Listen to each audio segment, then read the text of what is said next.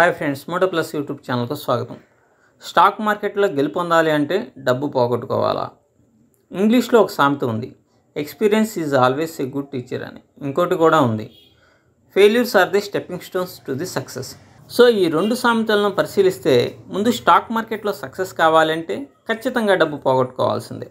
Stock మార్కెట్లో success అయ్యి మేము బాగా డబ్బులు సంపాదిస్తున్నామని చెప్పేవారి స్టాక్ మార్కెట్ జర్నీ మొదటి రోజులలో ఖచ్చితంగా వాళ్ళు డబ్బులు పోగొట్టుకున్నామనే చెప్తారు. ఎస్, నిజమే.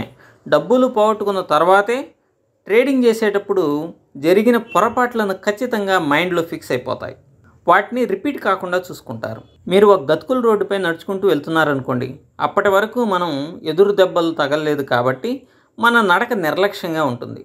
సో మనకు ఖచ్చితంగా ఎదురు దెబ్బ తగులుతుంది. తర్వాత మరెప్పుడైనా అదే మార్గం గుండా నడవాల్సి వచ్చినప్పుడు మీ అడుగులు చాలా జాగ్రత్తగా వేస్తారు. ఇది వాస్తవం. అలా కాదు, మీరు మంచంపై నుండి నిద్రలో అటు ఇటు జరిగి కింద 2 సార్లు పడ్డారనుకోండి, ఈసారి పడే చోట మెత్తను పురుపు ఉంచుకుంటారు. ఇది ముందు జాగ్రత్త.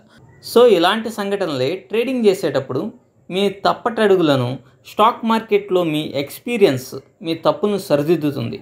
మీరు బ్లైండ్గా ఒక పొజిషన్ను సిపిఆర్ దగ్గర తీసుకున్నారు. దురదృష్టవశాత్తు 2 సార్లు మీ పొజిషన్ లాస్లోకి వెళ్ళింది. 3వసారి అదే పాయింట్ దగ్గర పొజిషన్ తీసుకోవాల్సి వచ్చినప్పుడు మీరు బాగా ఆలోచిస్తారు. ఎందుకు ఇలా జరిగిందా అని కొంత విశ్లేషణ చేసుకుంటారు. సరే, మరొక ఇండికేటర్ను యాడ్ చేద్దామని మూవింగ్ యావరేజ్ని కానీ మరొకటిని కానీ యాడ్ చేసి పొజిషన్ తీసుకోవడానికి ప్రయత్నిస్తారు. సో 2-3 సార్లు మీ ప్రయత్నాలు కనుక ఫెయిల్ అయితే ఖచ్చితంగా 3వసారి ఆలోచిస్తారు కదా. ఈ ఆలోచనే మిమ్మల్ని స్టాక్ మార్కెట్లోని ప్రాథమిక అంశాల నుండి స్ట్రాటజీస్ వరకు స్టడీ చేసేటట్లుగా తీసుకువెళ్తుంది. సో స్టాక్ మార్కెట్లో ఒక బ్యాడ్ ఎక్స్పీరియన్స్ మీ ఆలోచన విధానాన్ని మెరుగుదిద్దగలదు.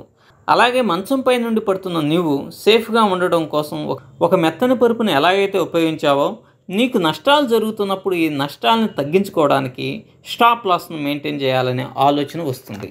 అప్పటి నుండి స్టాప్ లాస్ మెయింటైన్ చేస్తావు. ఇలా మన అనుభవాల నుండి మాత్రమే స్టాక్ మార్కెట్ జర్నీని స్ట్రాంగ్ చేసుకోగలం. దీనికి తోడుగా కొంత స్టడీ కూడా తోడైతే మీ స్టాక్ మార్కెట్లో లాభాలు తీసే మీ ఆలోచన మెరుగవుతుంది. Thank you. ఈ వీడియో కనుక మీకు నచ్చితే లైక్ చేయండి, షేర్ చేయండి, మరియు సబ్స్క్రైబ్ చేసుకోండి.